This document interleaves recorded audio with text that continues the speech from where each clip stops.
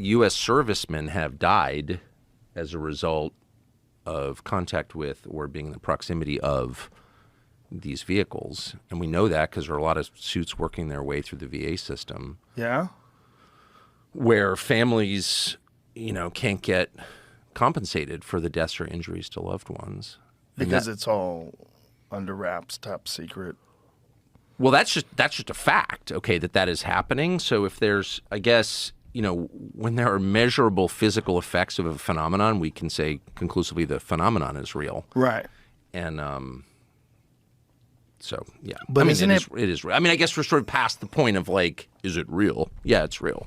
It's real in that there's these things that are moving in very bizarre ways, and they have these propulsion systems that violate what we know about propulsion systems. And we know that there is a real effort and has been underway for a long time to keep the public from knowing about it. But that's all known. That's established. I don't think any rational person would deny that. The question is, like, what is it actually? I mean, now is sort of the point where you have to ask, like, what is this? And, so that's how much of it do you think is ours? Well, none of it's ours. None of it.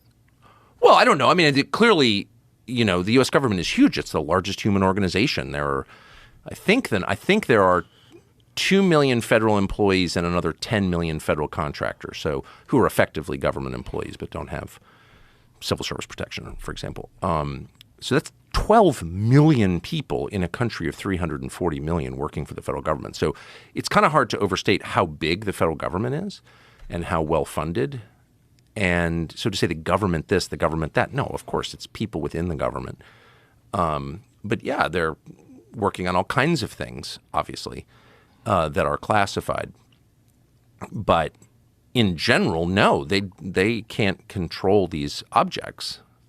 So no, it's not American technology. Well, or Russian or Chinese. It predates, all of that. Well, some of it does, right? Like, for sure, the Kenneth Arnold sightings, that was really early on. That was like the early 1950s. He was seeing these flying saucers, these discs that were moving over mountains. Well, right. I mean, the prophet Ezekiel writes about it in the first chapter, wheels in the sky. Yeah, that's a crazy one. Boy, when you read Well, it is that, crazy. If you read it, it's like, oh, wow. Yeah. And a wheel within a wheel. Not just, the Hebrew scriptures, like it's all over every... Mm-hmm. The Vedic texts. Of course. Mm-hmm. So these are spiritual phenomenon. There's no evidence they're from another planet. I mean, I think that's the that's the lie, that they're from Mars. Look, space, the atmosphere is really well monitored, right? Both for defense reasons, but also because, like, it'd be nice to know when asteroids are coming.